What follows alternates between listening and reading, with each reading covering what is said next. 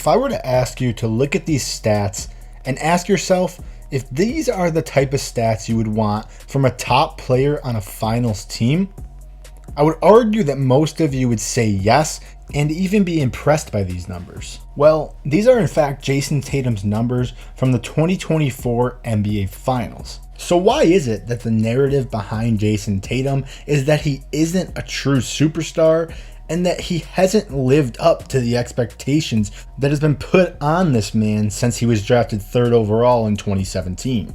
The one counter that people will say about these finals is that they were a dip from his averages, which is true. Also, the fact that he shot 38% from the field, which is pretty inefficient. There's no arguing the scoring numbers were definitely down for Tatum. He averaged about 27 points per game in the regular season, and in the biggest stage, only averaging around 23 is a significant drop-off. If you recall, during the finals, Tatum was doing a lot more than just scoring. Between him and Jaylen Brown, guarding Luka Doncic and really shutting down the Mavericks offense, preventing them from throwing lobs, and what made them successful all year. Offensively, Tatum created a lot of shots for the Celtics.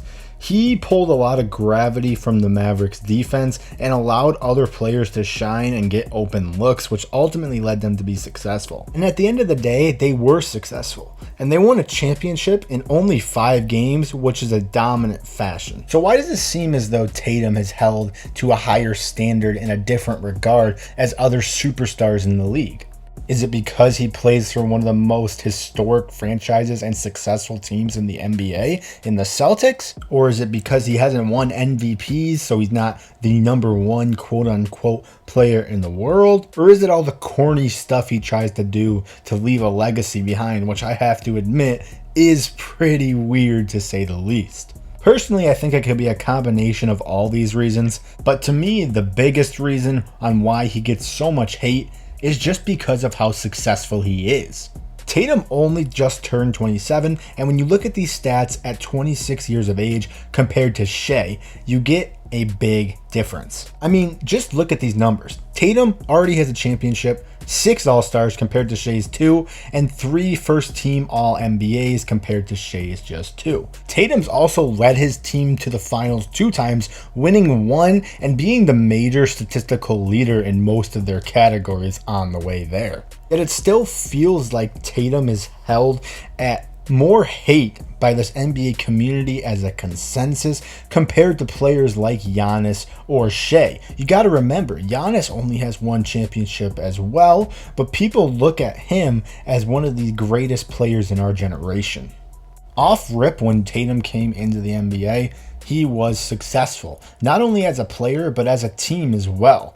The guy's only 27, he's made the playoffs every single year, and is truly on pace to have the accolades of one of the most successful NBA players in the history of this game. The main argument I see against Tatum is that he's not one of these best players in the league at one time, meaning like the top 3 to 5 players, which he is a fringe 5 to 7 player at any given point, but you get the gist. This paired with the narrative that he hasn't been big in the most important times of the year in the finals and is kind of known as a low-key choker, which is just not true at all. In the first finals appearance against the Warriors in 2022, you could tell something was off in Tatum's game. He wasn't nearly as aggressive and just seemed timid on the offensive end, not pushing the pace, whereas Jaylen Brown was his usual self and more aggressive, leading to an argument in the NBA community that Jaylen Brown was actually the best player on this team. A bit after the finals, it came out that he played through a fractured wrist, and that was the dip in his performance and a logical reason why. Then looking at the second finals, he may not have put up the scoring production he did in the previous series or even in the regular season, but he didn't need to. He allowed other players to flourish in their roles, one-on-one like Jaylen Brown, Drew Holiday, Kristaps Porzingis, Al Horford, and their significant pieces off the bench and Pritchard, Hauser, and all those guys as well. You have to give credit to Tatum for not letting his ego get in the way and trying to be the top dog here. He used that decoy sense as the Mavericks tried to stop him the most to create opportunities for his teammates, and it worked out in the end. The Mavericks only took one game in that finals, and they really never looked like they had a chance to take the whole thing. True fact of the matter here is Tatum has been so successful at such a young age in the NBA, and people really don't like to see that. The NBA and their fans, they love disparity and who comes out on top each and every year. Remember when the Cavs and Warriors played in the finals for 4 years in a row and we took it for granted, some people saying it was getting boring?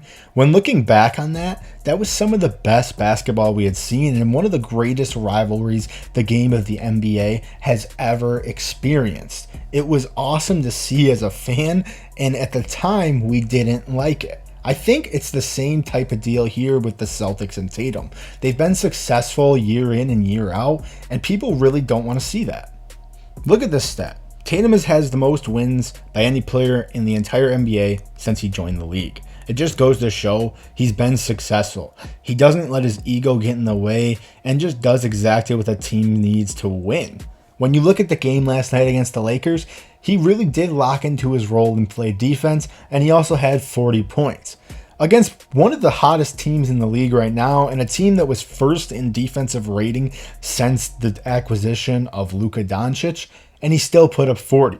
Those are superstar tier numbers, and I just think the hate for Tatum goes way too far, and he's held at a different standard and shouldn't be. We need to appreciate the greatness of a guy who's only 27 years old and has a lot of great basketball left in him. If you guys made it this far in the video, please subscribe down below. It helps out a lot. We'll see you next time. Peace.